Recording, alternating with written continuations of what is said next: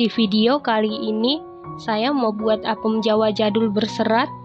Kalau mau tahu cara buatnya, tonton terus, ikutin terus videonya sampai selesai ya.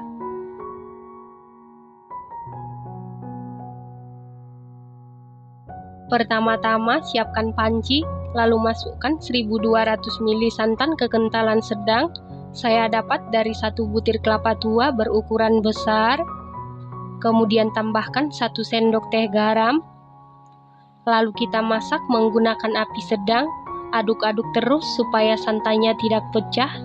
Ini kita masak supaya nanti kuenya awet dan tidak mudah basi. Setelah santannya mendidih seperti ini, kemudian angkat lalu biarkan dulu sampai benar-benar dingin atau suhu ruang. Selanjutnya siapkan wadah, lalu masukkan 100 gram tape singkong, berat tape setelah dibuang serat atau tengahnya. Lalu tambahkan 320 gram gula pasir setara dengan 22 sendok makan. Lalu aduk-aduk menggunakan tangan, aduk-aduk sampai tercampur dengan rata. Setelah tercampur rata, masukkan 500 gram tepung beras setara dengan 50 sendok makan. Dimasukkan setengah bagian dulu, lalu aduk-aduk sampai tercampur dengan rata. Setelah seluruh tepung beras masuk dan tercampur rata seperti ini, masukkan 50 gram tepung tapioka setara dengan 5 sendok makan. Lanjut aduk-aduk sampai tercampur dengan rata.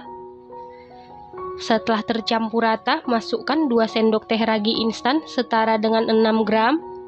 Lalu aduk-aduk sampai tercampur dengan rata. Pastikan ragi instannya masih baru.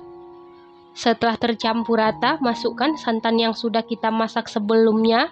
Dimasukkan secara bertahap atau sedikit demi sedikit sambil kita uleni, aduk-aduk sampai tercampur dengan rata. Setelah sebagian santan masuk, ini tekstur adonannya sudah mengental. Setelah mengental seperti ini, keplok-keplok menggunakan jari. Kita keplok-keplok sekitar 10 menit. Tujuan adonan dikeplok-keplok sekitar 10 menit supaya nanti kuenya ini berserat sempurna.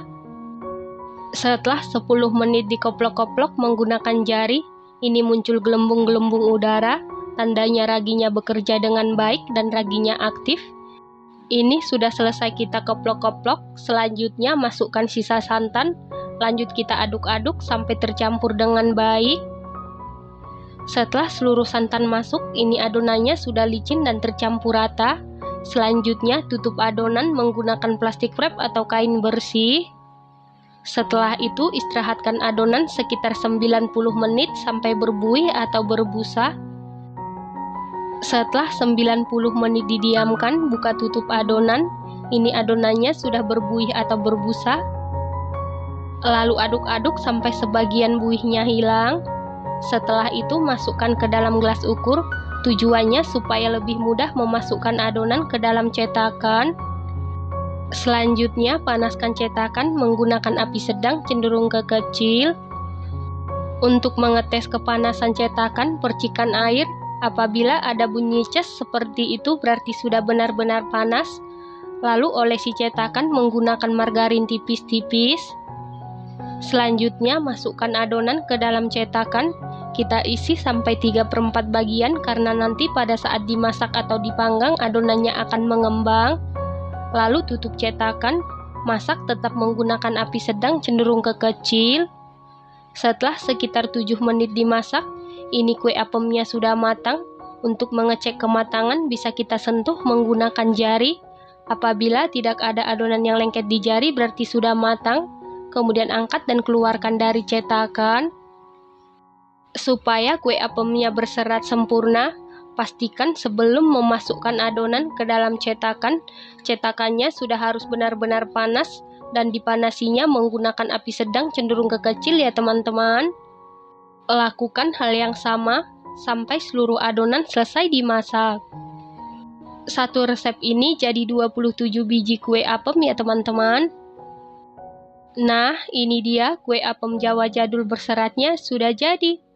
Kue apem Jawa jadul ini buatnya mudah, hasilnya cantik, rasanya dijamin super duper mantul, super duper juara, super gurih, manisnya pas, teksturnya super duper empuk, lembut banget.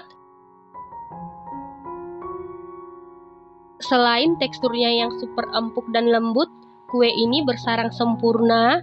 Supaya empuk dan lembutnya awet, setelah dingin langsung disimpan di dalam wadah tertutup ya teman-teman. Terima kasih karena sudah menonton. Sampai jumpa di video selanjutnya. Terima kasih.